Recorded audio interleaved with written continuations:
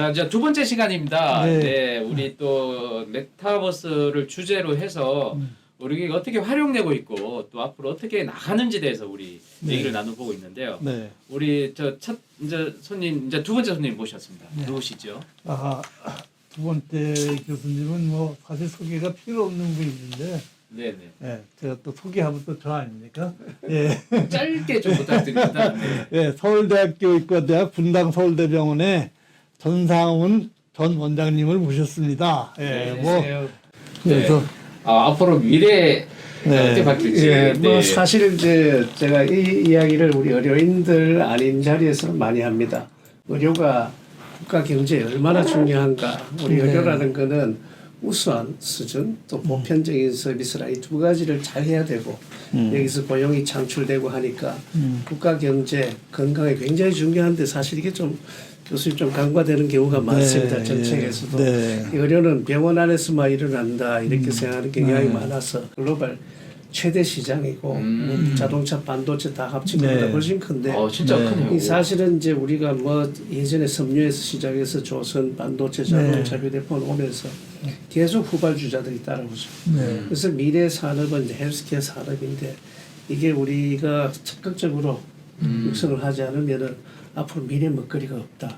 그런 면에서 우리 헬스케어 산업에 이제 좀 네. 노력을 해야 되겠다 생각을 합니다. 그래서 이제 예전에는 이제 병원에서 아픈 거를 치료하고 하다가 조금 경제 수준이 나아지면은 건강 검진을 하죠.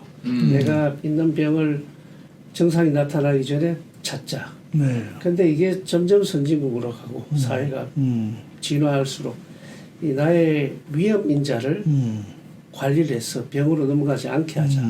또 더욱 가서는 아예 위험 인자조차도 만들지 말자 하는 이제 건강 수명이 더욱더 중요하게 그렇죠. 되고 이게 산업도 똑같이 이 방향으로 가게 됩니다. 네. 그래서 이제 이런 뭐 4차 산업혁명이 가는 것처럼 우리도 치료 중심, 진단 중심, 정밀의료, 예측의료로 이렇게 변해가는 거죠. 그래서 결국은 예전에 뭐 장비가 좋은 장비 네. 뭐 이야기하는 데서 이제는 앞으로는 예상하고 예측하고 개인의 건강 정보는 내가 개인이 가지고 네. 예전에 병원이나 의사 중심의 의료에서 개인 중심으로 이제 그렇죠. 변해가는 게 분명하다 네. 이렇게 말씀드릴 수가 있습니다. 그래서 이제 미래 의료의 키워드는 여러 가지 유전제 뭐 있고 하지만은 결국은 다음에 결국은 이 키워드는 저 빅데이터라고 봅니다. 네. 그래서 여기서 ICBM, 인터넷 오브 싱스, 클라우드, 모바일 같은 거는 이거를 옮기기 위한 도구. 여기다가 빅데이터가 있어서 인공지능이 이제 붙게 되는데 사실은 우리 개인 의료 데이터를 모으면은 잘 관리할 수 있다. 근데 참 저는 그것이 간단치 않아요. 간단치 않죠. 예. 우리가 병원에 저만 해도 지금까지 병원에서 진료받은 양만 해도 데이터 사이즈는 뭐 거의 상상할 수 없을 정도로 뭐 MRI 하나만 해도 데이터가 얼마나 큽니까? 그러다 요즘은 저 홀지놈 시퀀싱 개인 유전체 분석 네. 엄청난 데이터. 그다음 내가 살아가는 라이프 로그, 내가 운동을 얼마 하고 어마어마하게 뭘 쌓이죠. 먹고 예. 이 환경은 어떠하고 뭐 이런 것 다 관계돼서 사람의 질병과 이런 게 가는데 이게 어떻게 하나로 이야기할 수 있겠느냐. 그래서 이 데이터를 어떤 좋은 데이터를 뽑아서 이걸 잘 활용할까가 이제 지금 우선 할 일이다 생각을 합니다. 네. 그래서 결국은 데이터가 있어야지 인공지능이 발전하고 네. 그 다음에 이 큰 데이터는 네트워크가 없이는 주고받기가 너무 어렵다는 그렇죠. 거죠. 예. 사실 자율주행차에 필요한 데이터야. 네. 우리가 예를 들어서 우리 교수님 데이터를 어디 어느 나라에 네. 보낼 때 그 데이터를 속도가 늦으면 안 되고 우리가 보통 로봇 서저리 하면 한 3m 거리에서 물론 유선입니다만 이 콘솔에 수술하고 로봇이 움직이는데 네네. 앞으로 이 네트워크가 6G, 7G 되면은 초저지연, 초고속으로 간다면은 이 크로스보더 국경을 넘어서 수술이나 시술은 그렇죠. 분명히 온다고 네. 봅니다. 네. 그래서 이게 결국은 지연이 적어야 되고 이게 특히 의료는 네네. 더욱더 중요하다. 그래서 이러한 소위 DNA 데이터 네. 네트워크, 네트워크, AI가 굉장히 중요한 부분이 되겠습니다. 그래서 여기서 이제 우리가 기술의 발전도 하지만 환자와 시민들이 같이 참여해가지고 결국은 네네. 이 컬처럴 시프트 문화가 변해져야 된다. 그러니까 앞으로 변화해가는 이제 문화에 우리 국민들이 먼저 이게 문화가 진화되면은 우리가 최소한 의료 헬스케어 쪽에서는 글로벌 리더십을 가질 수 있겠다 생각을 합니다. 그래서 이제 메타버스 이게 사실 제가 병원장 할 때 그 VR에 좀 관심을 가졌습니다. 그동안 이제 결국 병원에서 추구하는 임상적 우수성, 그다음에 의료인 교육, 그리고 환자 안전, 고객 만족 이런 부분에서 결국 언맨 니드 좀 부족한 부분을 해결할 부분도 여러 가지를 하지만은 이 VR 또 익스텐디드 리얼리티가 상당 부분을 해결할 수 있다고 생각을 했는데 이게 이제 결국은 메타버스라는 용어로 포괄적으로 이제 쓰이게 되면서 결국 WHO에서 이야기하는 결국 유니버설 헬스 커버리지 아까 조금 전에 우리 이 닥터장도 이야기했는 것처럼 이 유니버설 헬스 커버리지라는 거는 뭐 개인이나 커뮤니티가 경제적 제약 없이 어느 정도 수준 이상의 의료 서비스를 받는 건데 그러나 이게 아직까지 불균형이 국가가 사회가 엄청 심하죠. 이거를 해결할 수 아주 중요한 것이 저는 메타버스라고 생각을 합니다.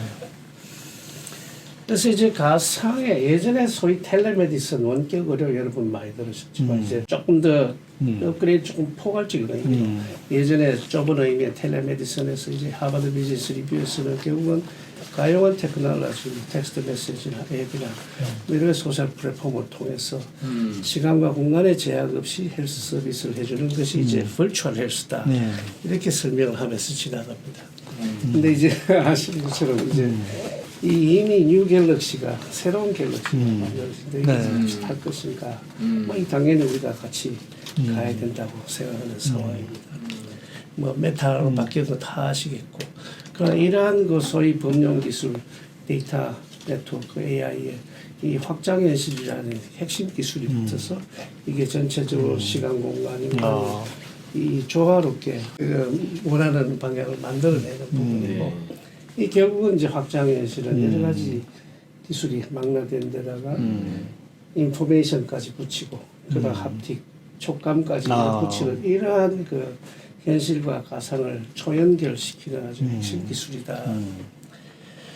그래서 이게 디지털 트윈, 뭐 실험실 같은 것도 교수님 하나 만들어 우리 옛날 학생 때도 뭐 피페팅 이런 것들도 다 얘기하지만 이 클리니컬 트윈 병원도 이 중환자실이나 이런 데를 트윈으로 가상으로 만들어서 이 속에서 실습을 하고 연습을 해보고 할 수 있는 이런 게 이제 많은 교육에 도움이 될 것이고 이게 이제 결국은 심폐소생술 교육도 우리 이 기자님 이거 뭐 보셨겠지만 우리가 전에 한번 소개도 했는데 음성이 안 나와요. 사람이 육체적으로는 심폐소생술에 손으로 소위 손맛으로 그러나 이제 정신적으로는 가상 환경 속에서 가상의 환자가 쓰러지고 지금 가상에서 지금 보고 있는 장면이죠. 인공지능 강사가 되는 저기 이제 헤드 마운트를 뜨면 이제 저 화면이 보이는 거죠. 자기 손하고 가상 속에 지나면서 가상 환경 속에서 길거리 바로사로 이 문을 마주치지 않고 손을 지져가지 않고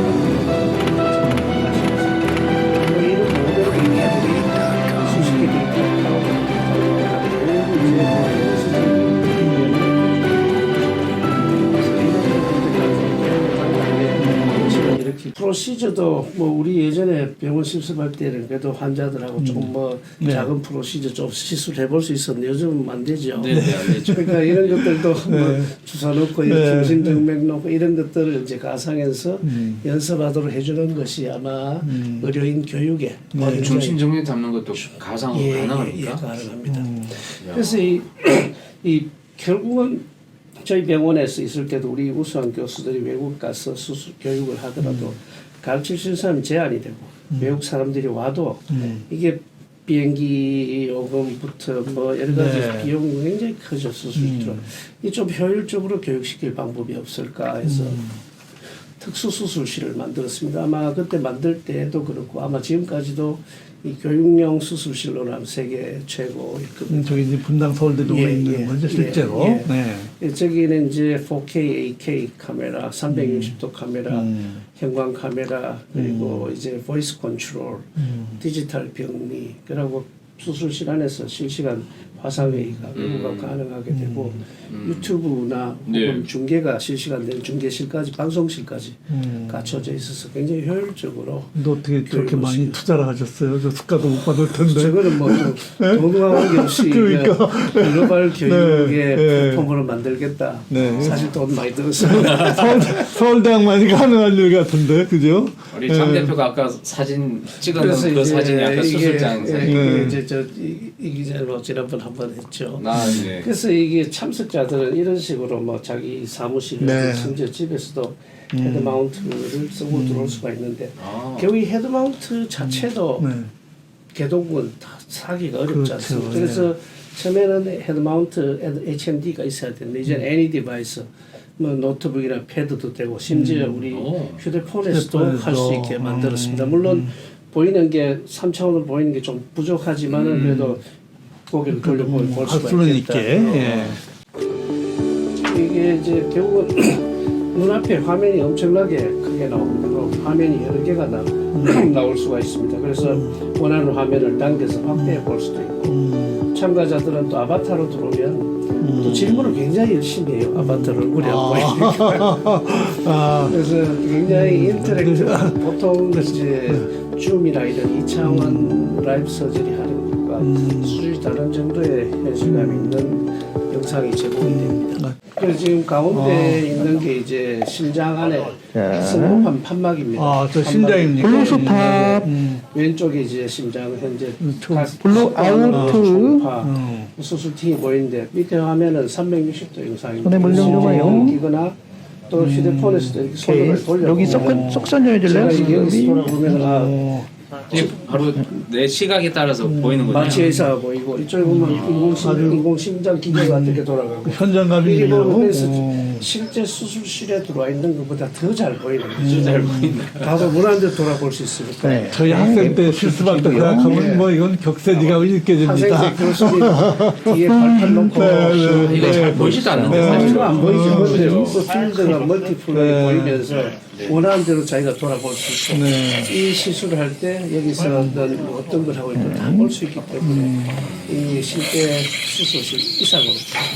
그래서 오늘 이제 우리 서울대 학생들 컷 플리즈. 실습을 임상 실습을 제공을 하는데 싱가포르 국립대학교에서 이걸 알고 자기들 학생들도 좀 같이 보게 하자. 그래서 이제 싱가포르 국립대학병원에서 우리 수술실의 시스템을 그만큼 못하지만 비슷하게 지금 작년 작업을 해서 지금 완료를 했습니다. 그래서 이게 만든 거를 우리 서울대 학생들, 싱가포르 국립대 학생들 같이 보고 그래서 특히 코로나 시기 때 이런 실습도 좀 오게 스틱 좀 해줘봐요. 아니, 뭐 싱가포르 아니라 좀 저개발 국가 의대생들한테도 굉장히 그래서 이러한 이제 소위 이 교수님의 그 명강의를 우리나라 학생뿐만이 아니라 외국도 볼 수 있는 이런 글로벌 이제 강의실이네요. 아카데미도 할 아까 수가 의대 있고. 교육의 메타버스를 소위 이제 메타버스적인 이제 컨설테이션 그냥 보통 그러면 저 화상 진료하고 무슨 차이가 있느냐 본다면은 결국은 이제 화상 진료에서 볼 수 있는 제한들을 메타버스 진료실에서 해결을 해줘야 되니까 현지에 있는 검사에 있는 여러 가지 데이터들이 동시에 미러링 된다든지 해서 기존 보통의 화상 진료 혹은 또 이런 부분의 그 한계를 좀 극복을 해야 되겠다. 통상의 이제 화상 진료나 이런 부분들은 사실 단순 질환은 가능합니다. 근데 뭐 신경외 질환처럼 복잡한 거는 뭐 봐야 될 영상도 많고 그걸 다 어떻게 동시에 볼 수가 있나 이런 부분들이 이제 메타버스 환경 속에서 제공이 되겠죠. 그래서 이러한 수술 컨설테이션도 여기 크라우드 수술을 띄워놓고 글로벌 컨설턴트한테 개도국의 의사가 교육도 받고 이런 부분들도 되고 뭐 이런 여러 가지 멘탈 헬스 서비스도 가상 환경 속에 그렇죠. 많이 할 수가 있는 거죠.